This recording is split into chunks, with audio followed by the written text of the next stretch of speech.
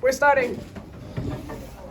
So today we're talking, guys, about critical theory, which is this movement that came about in the 20th century that really relates to this idea of emancipation. Do you guys know what emancipation is? It's like giving, it's giving like equal rights to everyone and giving equal respect to everyone, right? So it's like for example, the civil rights movement during the 20th century, super important with critical theory, and also, trans and gay rights and recognizing all those, and feminist movements are also greatly influenced by critical theory, right? This is some hot shit. Like basically, if you go to university at all, like from fucking pure math to gender studies, you're gonna do critical theory at some point.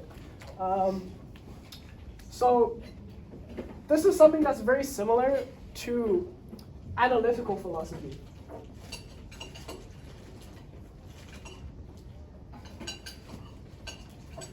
And we haven't talked much about this in class, but analytical philosophy is sort of analyzing the way society is and saying why is society a certain way, right? So critical theory started out in Nazi Germany, right?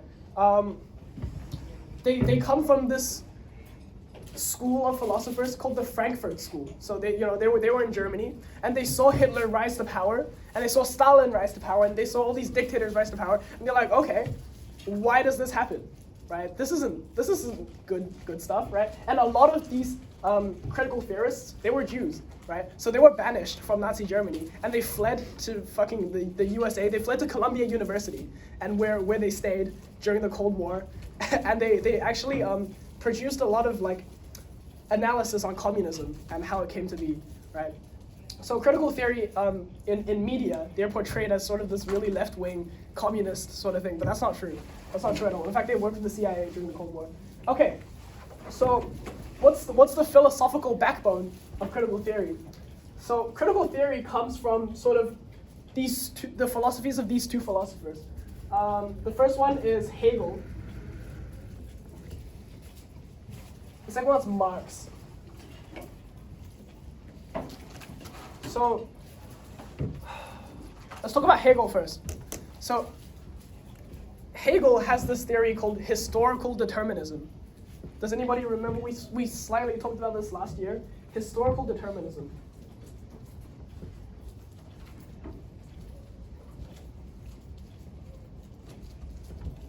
And it's the idea that we can analyze history based on what happened before, and we can sort of predict what's going to happen in the future.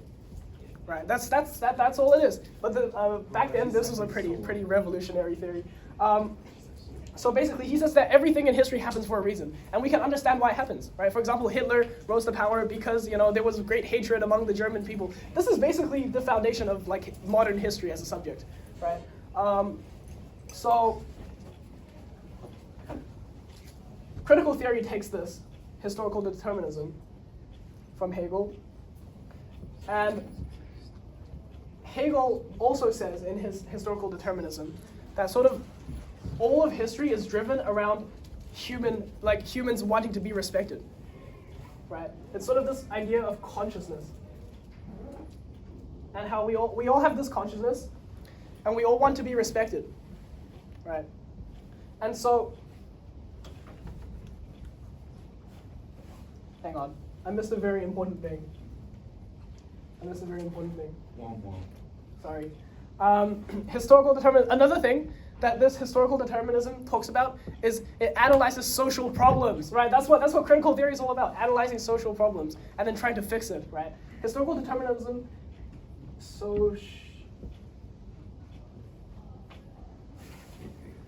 What about the S? Social problems, sorry. Okay, so historical determinism says that all of social problems are rooted in sort of having advanced a step in logic, but society being still very primitive, right? For example, the step of logic was made that slavery is wrong, right? That logic was made there, and it makes sense. It makes sense to all of us, right? But societies like America, they still didn't abolish slavery, right? And so there's this conflict between what logic tells us is right and what society does. And then that's what creates all of the social problems, right? And so critical theory is a theory that takes this approach to analyzing social problems. And they say that all of social problems come from being irrational, societies being irrational.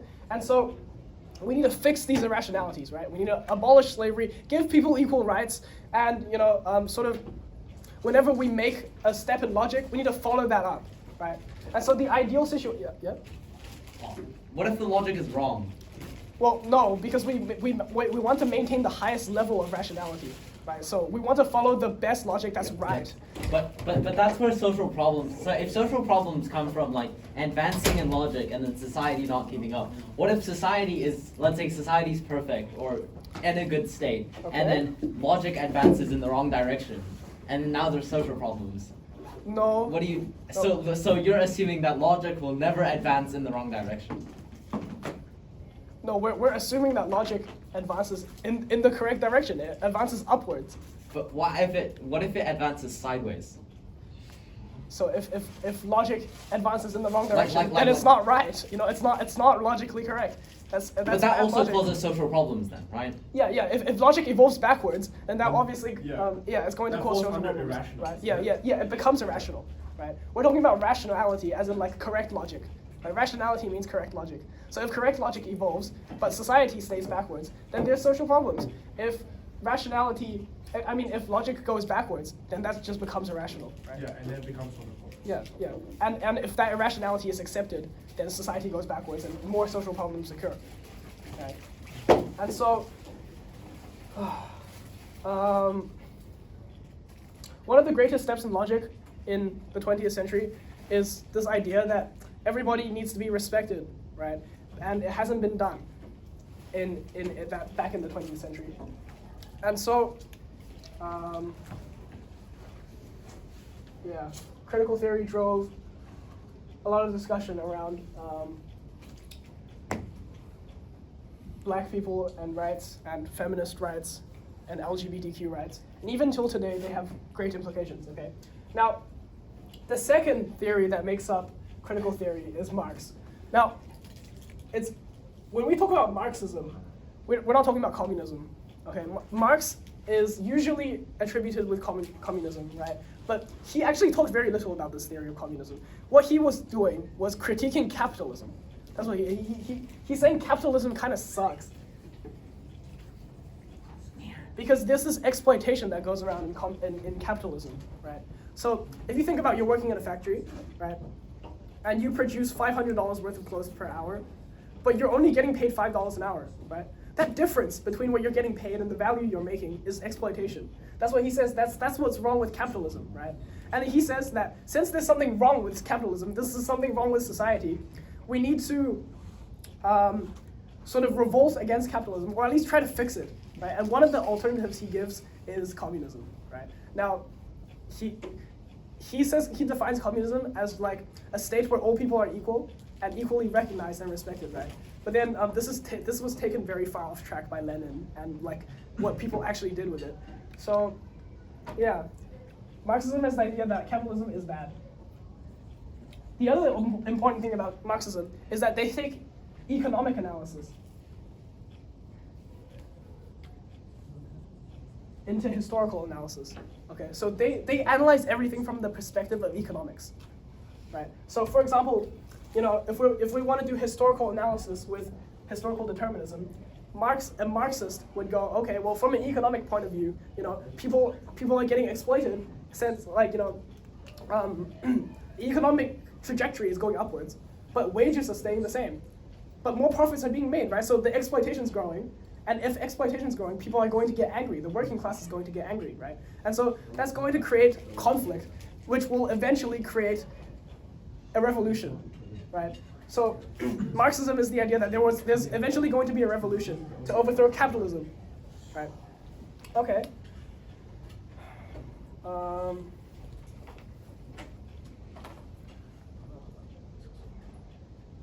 But there's never, it's Orwellian, right? There's never the implication that replaces capitalism or authoritarianism or caliphate is Yeah, better. of course. There's never this guarantee that communism is better than capitalism, right? But he's just saying that there's economic problems with capitalism and we need to get over it, right? So essentially, critical theory is a philosophy that incorporates economics. Yeah? So essentially all Marxism does is it addresses like societal problems economically. Yes, right? yes, exactly. Now, Marxism is originally what makes up a lot of critical theory. But critical theory is so interesting because it also takes different directions into psychology and sociology. It's essentially this theory that combines all of these different things together to analyze society and then to analyze why it's wrong, right? For example, from a psychological perspective, we might say that a communist revolution in Germany failed because the workers who were being exploited actually thought that giving up their jobs in order to join the revolution was a bad idea, right? So we might want to analyze society from a psychological perspective. We might want to analyze it from a sociological perspective or from an economic perspective, right? So critical theory is like this idea that encompasses a lot of different studies into one to analyze social problems. Does that make sense? Okay. So let's talk about the example of the communist revolution in Germany some more, because that's where the Frankfurt school started, right? So the school that made critical theory is called the Frankfurt school.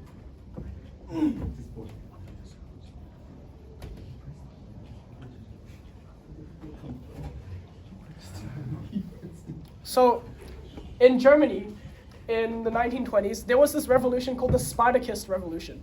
And it was this communist revolution that happened, but it didn't work out eventually, right? Eventually it failed. But why? Because in Marxism, Marx says that, capitalism's wrong. And this exploitation and all this, and so we should overthrow capitalism in the end, right? There's all this tension. Why didn't this communist revolution work, right? And so that's what the first critical theorists set out to answer. They said, oh, okay, let's look at this from an economic, psychological, and sociological perspective, okay? So workers, they take their most important thing in the workers' identity is their jobs, right? And in order to join this revolution, they sort of have to give up their job, right? In order to join the revolution. And most people are actually going to be offset by the fact that they have to give up their jobs or to go on strike, right? And because they risk losing, they risk losing part of their identity. They risk losing part of their job, their comfort, right? And so that's why a lot of people actually didn't join the revolution, even though it made sense, according to Marx, to join the revolution against against capitalism, right? Another thing that they did, because since they migrated to America, they came from Frankfurt and they migrated to America during World War II, right? Because they were hunted by the Nazis. They produced a lot of works criticizing communism in the Soviet Union, because the communism in Soviet Union is obviously not the correct version is not the correct replacement for capitalism. It's still a very horrible regime. It's a dictatorship, right? And they said, okay, well, why didn't communism work out in the Soviet Union? You guys might have heard this a lot about like communism didn't work because it went against human nature. That's their argument, right? Because in the Soviet Union, they basically made communism so that like everybody has to work, but they get very little in return, right? So if you make like anything, it's not going to your hands. It's going to somebody else's hands, right? So why would you put in all this work if you're not incentivized, right? So people are driven from a psychological perspective by incentives and from an economic perspective, right? You're driven by incentives, and yet the Soviet Union isn't giving you much incentives here, right? And so that's why the Soviet capitalist model during the Cold War is full of flaws, and it's full of these social problems, right? But in America, they also did a lot of criticism on American society, right? For example, the civil rights movements. They're not respecting people enough, and which there's social problems because they're also not rational, right? America's also not being rational here because they're treating black people as 3/5 of a normal person. Is that rational? Of course not, right? And so they played a huge part in pushing for the most rational version of society, right? That's their perfect society. Okay, yeah, they're less active today, but they're still very, very important, and a lot of philosophies are based on this, including a lot of new analytical philosophy.